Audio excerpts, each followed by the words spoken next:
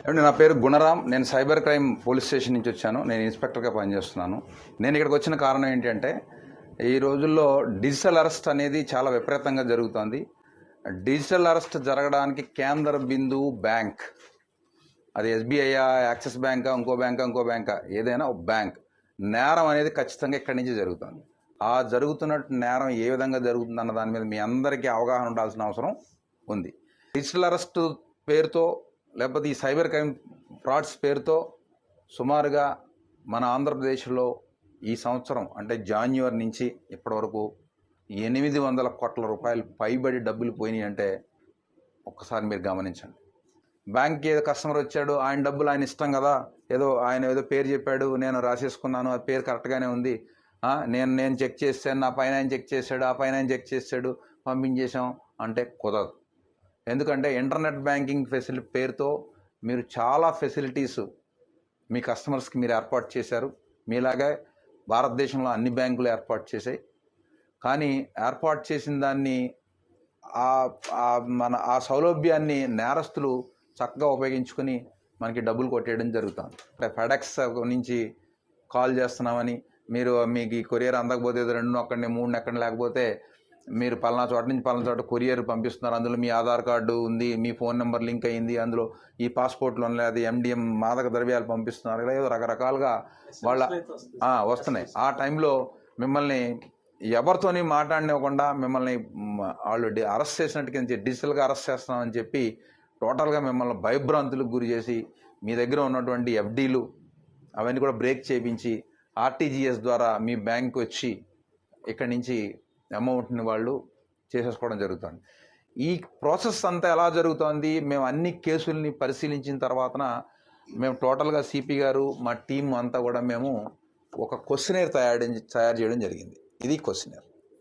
ఈ క్వశ్చనేర్ కనుక మీకు ఎవరైనా జాగ్రత్తగా వినండి, మీకు దగ్గరికి ఒక కస్టమర్ వస్తారు, అకౌంట్ నుంచి 2 లక్షల రూపాయలు పైబడి వేరే అదర్ స్టేట్ ఖాతాకి దేనికైనా వాళ్ళు ఎక్కువ అమౌంట్ ట్రాన్స్ఫర్ చేస్తున్నారు అంటే మీరు ఫస్ట్ చేయాల్సింది ఏంటి, అలా ఎందుకు డబ్బు ట్రాన్స్ఫర్ చేస్తున్నారు, కారణం ఏంటి, వాళ్ళు ఏదో చిన్న వాళ్ళు భయంలో ఉంటారు.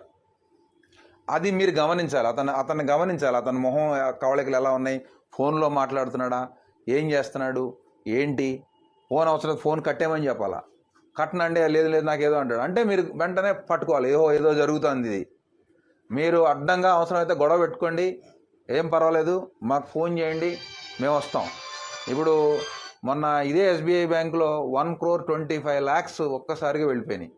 మళ్ళీ ఇదే SBI bank Tiruvuru branch manager గారు వచ్చిన అబ్బాయిని గమనించి చేయడం వల్ల 60 లక్షల రూపాయల ఫ్రాడ్ ఆపగలిగాడు. ఇదే మహబూబ్ నగర్లో SBI బ్రాంచ్లో ఇలాగే ఒక బ్యాంక్ మేనేజర్ గారు వెంటనే మాట్లాడి అక్కడ కూడా ఆపగలిగాడు. మీరు కొన్ని క్వశ్చనేర్ వాళ్ళు ఖచ్చితంగా మీరు అడగాలి. ఆ క్వశ్చన్ ఏం అడగాలి అన్నది నేను మీకు చదివి వినిపిస్తాను. ఈ ఖచ్చితంగా మీ మైండ్లో, అందరి మైండ్లోనూ ఉండాలి. అటెండర్ దగ్గర నుంచి బ్యాంక్ మేనేజర్ వరకు ప్రతి వాళ్ళు కూడా ఈ విషయం గురించి తెలుసుకుని ఉండాలి. లేకపోతే కానీ ఖచ్చితంగా క్రైమ్ ఇక్కడి నుంచే జరుగుతుంది, బ్యాంక్ నుంచే జరుగుతుంది. దీన్ని ఏదో బరువు, ఇది బర్డెన్ అయిపోతుంది, నేనెందుకు అడగాలనేది కాకుండా మీరంతా కూడా ఖచ్చితంగా బాధ్యతగా ఫీల్ అయ్యి ఒక గుడ్ ఫెయిత్తో మీ కస్టమర్ని సైబర్ నేరం నుంచి నివారించాలి అనేటువంటి గుడ్ ఫెయిత్తో మీరు ఇక్కడి నుంచి పనిచేయాల్సిన అవసరం ఉంది. ఇలా చేస్తేనే, మనందరం కలిసికట్టుగా ఇలా చేస్తేనే ఈ నేరాల్ని అరికడతాం. దీని గ్రావిటీ ఎంత ఉంది అంటే, లాస్ట్కి మన దేశ ప్రధానమంత్రి గారు మన్ కీ బాత్ కార్యక్రమంలో డిజిటల్ అరెస్ట్ గురించి చెప్పేటువంటి పరిస్థితి వచ్చింది అంటే ఈ నేరం తాలూకా తీవ్రత ఏ విధంగా ఉందో మీరంతా గమనించాలి. మళ్ళీ ఫామ్ నెక్స్ట్ ఎవరికో పంపిస్తారు, నెక్స్ట్ బ్యాంకు మీరు వచ్చింది కదా అని ఇలా గీసేసి సంతకాలు పెట్టేసేసి మనం ఇలా చేసేస్తామంటే మాత్రం ఇక్కడి నుంచి కుదరదు. తేడా వచ్చిందంటే మీరు కూడా కేసుల్లో ఇరుక్కుంటారు. టార్గెట్ పీపుల్ ఎలా గుర్తించాలి అంటే 2 లక్షల రూపాయలు పైబడి తన SB అకౌంట్ నుంచి, సేవింగ్స్ అకౌంట్ నుంచి ఎవరైతే నెక్స్ట్ కరెంట్ అకౌంట్స్ ఉంటాయి కదా, ఆ కరెంట్ అకౌంట్కి RTGS ద్వారా ట్రాన్స్ఫర్ చేయాలని అనుకుంటారో వాళ్ళని మీరు ఫస్ట్ టార్గెట్ గ్రూప్గా మీరు గుర్తించి అయ్యా ఎందుకు చేస్తున్నారు, ఏం క్వశ్చన్ అడగాలంటే, మీ పేరుతో అరెస్ట్ వారెంట్ జారీ అయిందని ఎవరైనా మిమ్మల్ని భయపెట్టారా, మీరు స్పందించకపోతే వెంటనే అరెస్ట్ ఆర్డర్ అమలవుతుందని బెదిరించారా? మీ మీద నాన్ బెయిలబుల్ కేసు నమోదైందని చెప్తున్నారా? మీ కేసు లా ఎన్ఫోర్స్మెంట్ ఏజెన్సీలకు పంపించామని బెదిరిస్తున్నారా? అరెస్టుకు ముందు ఇది మీకు చివరి హెచ్చరిక అని బెదిరించారా? మీ ఖాతాలో అనుమానాస్పద లావాదేవీలు గుర్తించామని చెబుతున్నారా? మీ ఫోన్ నెంబర్ క్రిమినల్ కార్యకలాపాలకు లింక్ అయిందని భయపెడుతున్నారా? విదేశాలకు కొరియర్ ద్వారా పంపుతున్న ల్యాప్టాప్లు, పాస్పోర్ట్లు, సిమ్ కార్డులు, మాదక ద్రవ్యాలు వంటి నిషేధిత వస్తువులు మీ పేరుపై ఉన్నట్లు ఎయిర్పోర్ట్లో గుర్తించామని చెబుతున్నారా? మీరు నిషేధిత కంటెంట్, ఉదాహరణకు చైల్డ్ పోర్నోగ్రఫీని యాక్సెస్ చేశారని ఎవరైనా బెదిరించారా? ఈ లావాదేవీకి సంబంధించిన వ్యక్తి మీకు వ్యక్తిగతంగా తెలుసా? డిజిటల్ అరెస్ట్, ఫైన్ లేదా నాన్ బెయిలబుల్ కేసు పేరుతో మీపై ఒత్తిడి తెచ్చి డబ్బులు ట్రాన్స్ఫర్ చేయాలని చెప్పారా?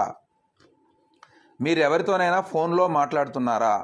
సిబిఐ, కస్టమ్స్, ఈడీ లేదా పోలీస్ అని చెప్పి మీకు వీడియో కాల్ చేసి చూపించి భయపెట్టారా? లింక్ లేదా ఈమెయిల్ ద్వారా డబ్బులు పంపాల్సిందిగా ఒత్తిడి తెస్తున్నారా?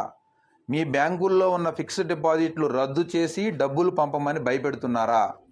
మీకు గల ఆదాయ వనరులు 1 సంవత్సర కాలానికి లెక్కగట్టి దానిలో సగం డబ్బులను పంపమని బెదిరిస్తున్నారా? ఈ ఖాతాకు గతంలో మీరు ఎప్పుడైనా నగదు చెల్లింపు చేశారా? మీరు ఈ లావాదేవీ చేయకపోతే చట్టపరమైన సమస్యలు ఎదురవుతాయని బెదిరించారా? CBI, ED, customs, police video call ద్వారా అరెస్టులు చేయవని మీకు తెలుసా? సైబర్ నేరాల పట్ల అప్రమత్తంగా ఉండి వెంటనే 1930కి కాల్ చేయండి. నేను యాక్చువల్గా ఈ క్వశ్చన్ అంతా చదవడానికి 1 మినిట్ లేదా 1.5 మినిట్ పట్టింది. కస్టమర్ని మీరు జాగ్రత్తగా ఛాదస్తంగా అతను తిడతాడ తర్వాత విషయం తర్వాత, ముందు ఈ క్వశ్చనేర్ కనుక మీరు అతనికి వేయగలిగితే ఈ క్వశ్చన్స్ అన్నీ కూడా ఆల్రెడీ అతను ఫేస్ చేసి ఉంటాడు. అతను ఒక భయంలో మీ దగ్గరికి వస్తాడు, ఓ భయంలో ఉంటాడు. ఈ అడిగితే ఓ ఎస్ ఇవన్నీ అడుగుతున్నారు, వాడు కూడా నన్ను అడిగాడు, ఓహో ఇది ఫ్రాడ్, ఇది ఖచ్చితంగా నా డబ్బులు కొట్టేయడానికి ఎవడో ట్రై చేస్తున్నాడు అని ఆ క్షణం నుంచి మీరు అతన్ని బయటికి తీసుకురావాల్సిన గురుతరమైన బాధ్యత మీ అందరి మీద ఉంది. అది మీరు మాత్రమే చేయగలరు. మీ కస్టమర్ని మీరే రక్షించాలి. కస్టమర్ ఎటువంటి పరిస్థితిలో ఉన్నాడు అనేది కూడా మీరు గమనిస్తూ ఉండాలి. మీరు ముఖ్యంగా మీరే చేయాలి. అటెండర్లు, సెక్యూరిటీ వచ్చిన వాళ్ళంతా సార్ ఇక్కడ ఇటువంటి చూడండి అని మీరు చదివిపించాలా. ఏమంటే ఇదే బయట బోర్డు, పెద్ద బోర్డు పెట్టండి, ఫ్లెక్సీ పెట్టండి, నేను మీకు సాఫ్ట్ కాపీ పంపిస్తాను, పెద్దది పెట్టండి. వచ్చిన వాళ్ళని వెళ్ళే వాళ్ళని చదివించాలి.